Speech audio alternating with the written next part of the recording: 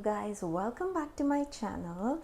I've got with me some amazing middle grade book recommendations. I actually have a few more recommendations for middle grade books, but I thought for this first video I'll give you like a set of books that you can consider reading, and then I'll make another video where I'll talk about some more middle grade books that I was totally spellbound by. So let's get right into it.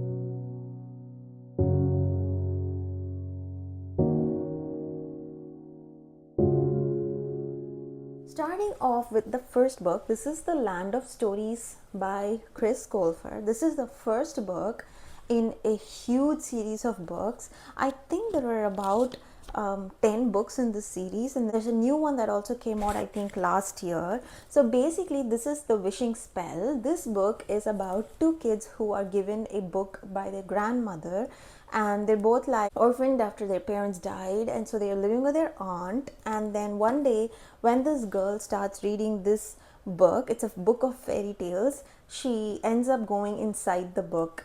And there are like a lot of adventures that the both of them face within the book, and then they try to figure out a way to come out of the book. So this is a really nice fun book, and it's got a lot of elements of fairy tales. So this one has the evil queen in it, and you meet a lot of characters that you've seen in other fairy tales also a part of this book. And it's also a fun book because the characters are very nice. I actually like the girl a lot more than the boy, but the story, the plot, everything per se is really nice. Next book that I wanted to recommend is Carnival Magic.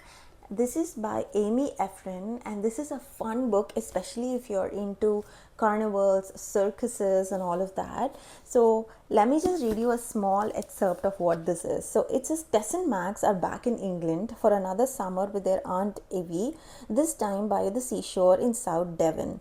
And they're incredibly excited about the traveling carnival that's come to town.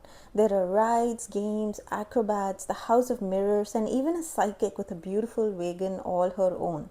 In a visit to the psychic's wagon, while Tess is being hypnotized, the wagon seems to move. Before Tess can shake herself out of the hypnosis, and before she can do anything, they seem to be traveling along with the rest of the carnival, too quickly for the two of them to jump out. But where are they going, and what awaits them? Will they be caught in a world different from their own? And do the Baranova twins, acrobats, who miss their sister almost as much as Tess and Max miss their family, hold the keys to the mystery? So it's like a fun carnival book with a lot of mystery into it. I just love the excerpt. It is so cozy and homely, and at the same time it's got magic, and I love books on circuses per se. So this was a great read as well. Next book is Inkbound, Meticulous Jones and the Skull Tattoo, and this is a fun book. Just look at the cover. It's just so pretty, and it's got like pirates, and it's got travel and tattoos and destinies and going to mysterious worlds. It's just so much fun, and I love that it has kind of like a very piratey feel to it, but it's not exactly seaside material, but still it's got like that element of mystery, and there's a lot of investigation and all of that. So this book was also so much fun.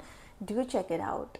Another book, and this is one of my favorites, is The Magic Misfits. This is by Neil Patrick Harris. Yes, the actor Neil Patrick Harris. So this is the first book in a 5-book series. This is book 1, and then we have book the 2, book the 3, book the 4th, and book the 5th. And I immediately got this book when I knew Neil Patrick Harris had written it, because I could only imagine how interesting it was going to be, and guys, I was not mistaken.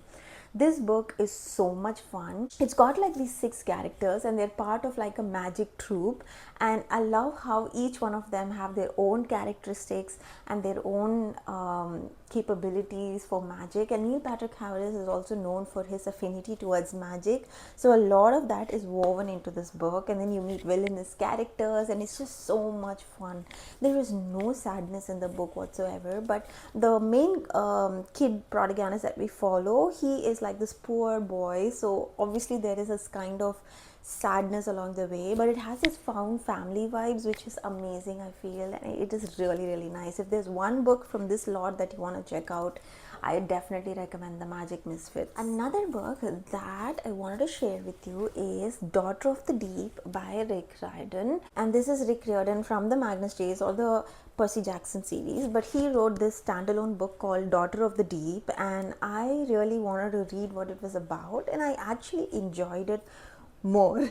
I know that sounds a little bit unpopular, but yes, I did enjoy this book. It's about Amy Ducker, and again, this has like soft academia vibes, but it also has a lot of sea related elements in this book, and I enjoyed that. So if you like books that are like Jaws or anything that's related to the ocean, then I definitely recommend this book. It has so much of exploring and all of that happening under the water, and it's also, since it is soft academia, you get to see their school, and it's just so much fun. I actually enjoyed this book a lot.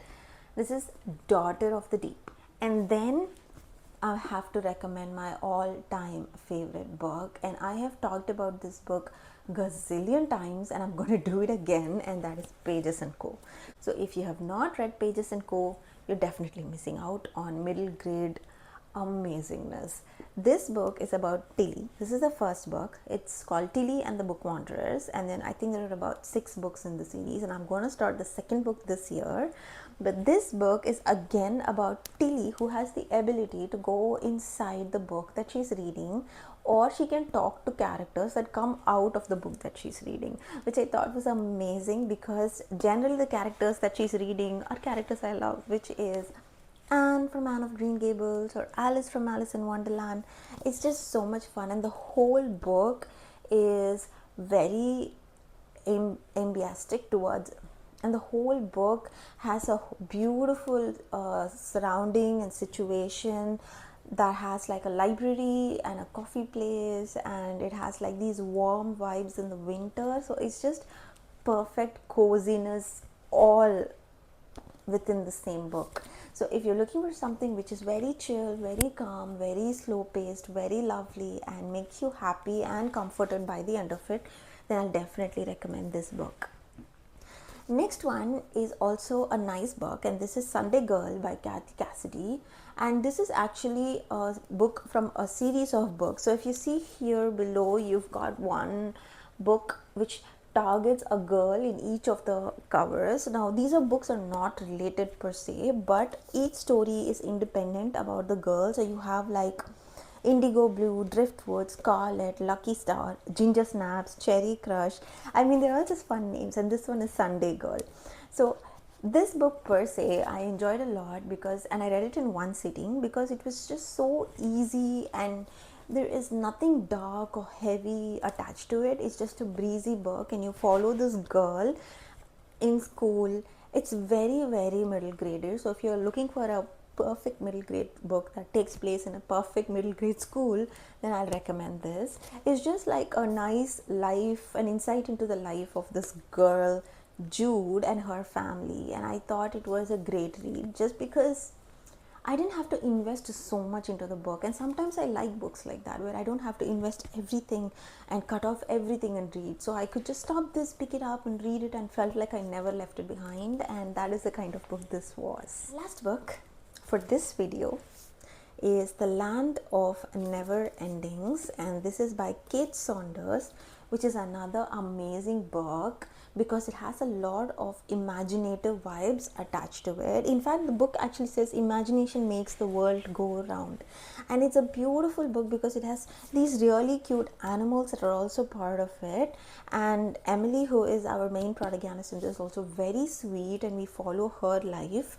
And this has a lot of elements of silliness and toys and imagination attached to it. So if you've seen that Ryan Reynolds movie where I think it's called It, where you bring this character, imagined character to life, it's somewhat like that. It's a really, really nice book. It's very comforting, it's very heart-wrenching, it's a very calming book in itself. So definitely something that you can check out.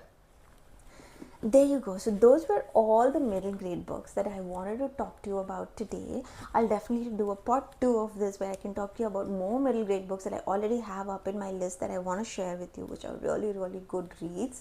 If you enjoyed this video, as always, don't forget to hit the like button and subscribe, and I will see you in another video. Bye.